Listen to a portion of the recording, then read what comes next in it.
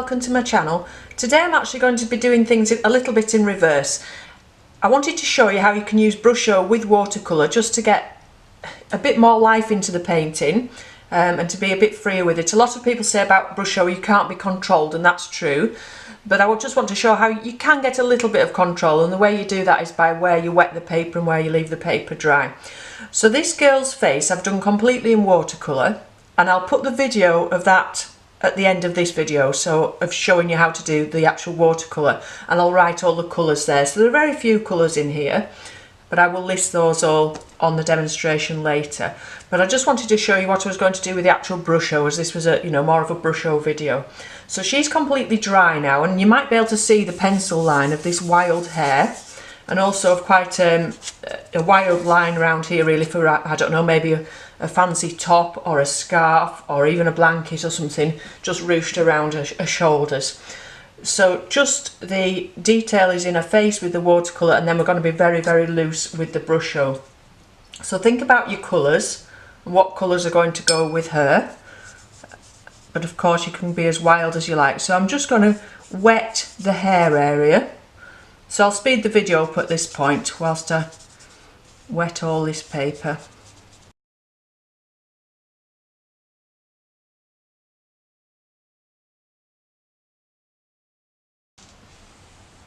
Okay, so I've wet all the hair but left her face completely dry, and for the time being I've left her shoulders dry as well. So I'm going to put some ultramarine in. I've used quite a lot of violet in her face, but I'm not using the violet Brusho because I don't like it. I've got one, and I think they just call it purple, but it's actually rather a dull colour. But there is some very violet colours in the ultramarine, so that's why I'm going to use that. And we've got blue in her eyes as well. And just sprinkle it into that hair area.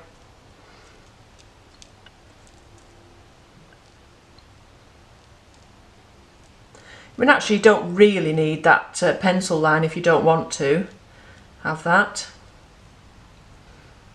And what you could have done, if you like as well, will be do a background behind that.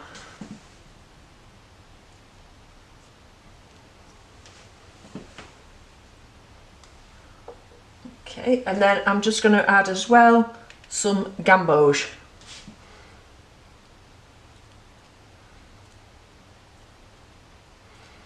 Just let that hair move around.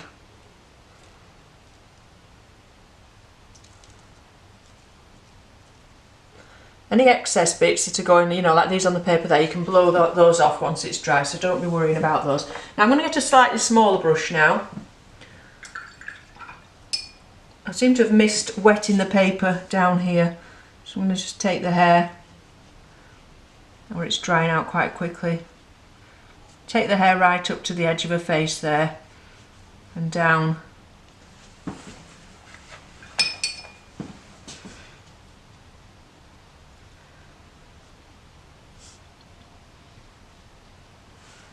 And actually what I'm going to do, I'm going to follow that pencil line all the way through it round. You can see there I've got a dry piece of paper. So anywhere it's dry you can just now manipulate it with a damp brush. So I'm not putting any paint or anything on this brush, I'm just going around these pencil lines with a little bit of water.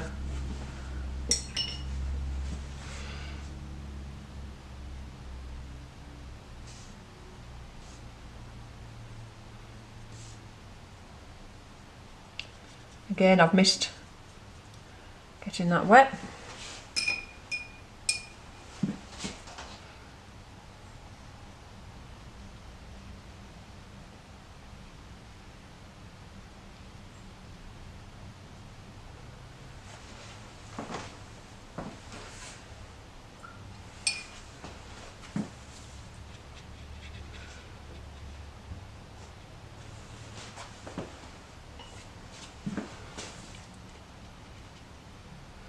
But at this point, let the Brusho move around itself. Don't overdo it with the water, and get rid of every single white piece of paper. Leave some of the white there.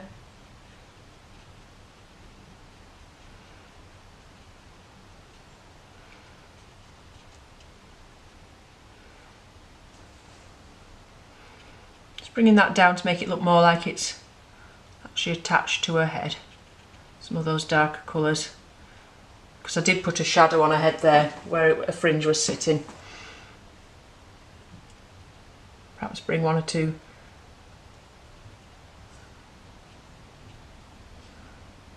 shapes out there.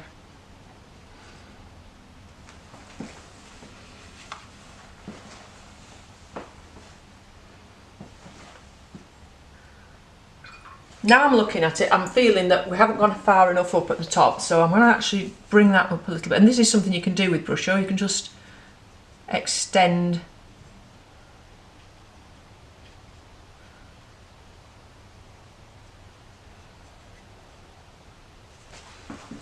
I think that's better.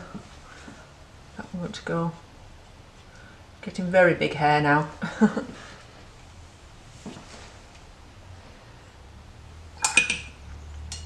Okay, I'm actually going to put a little bit more gamboge in, just in one or two places.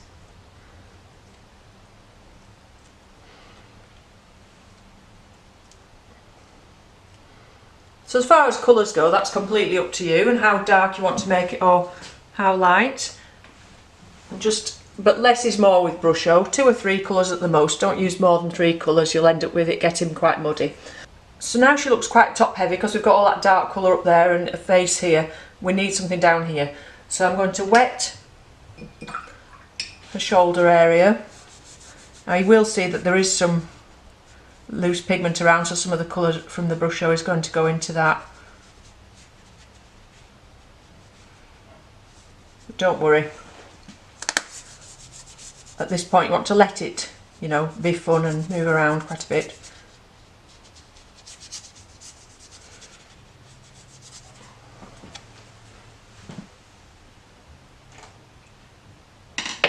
And down here I'm going to put some of this fantastic turquoise.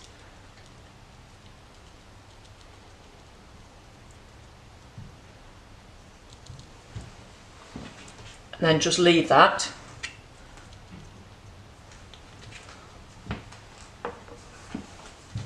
And let it do its own thing. So it looks, it could be some fabric swirling around. A scarf maybe. Okay, so that was just a very quick video. Like I said, I'll now put on the actual drawing of the face. So basically I did it in pencil and then filled that in with watercolour. Only about 4 or 5 colours in there, so I'll put those colours down. One thing I could have done, and I perhaps would do another time, where I've done the background here in orange, I should perhaps have had that orange colour all the way around. But of course I can do that later, once the Brusho is dry I could do that. So once it's dry, if you get a nice big brush like this, something nice and fluffy, you can brush off all these extra bits of pigment from the Brusho, and then if you want to set it, put a very light spray of cheap hairspray over it, but take that outside to do that. So just do it from quite a height and do a couple of layers of hairspray over the top, and that'll just stop any more of those bits of Brusho coming away. Okay, so let me know how you get on with that. I hope you enjoy it. Any questions, if you want to pop those in the comments below. So enjoy the rest of the video, and like I said before, I will list all the colours that are used in the girl's face. Okay, so thank you very much for watching. Bye for now.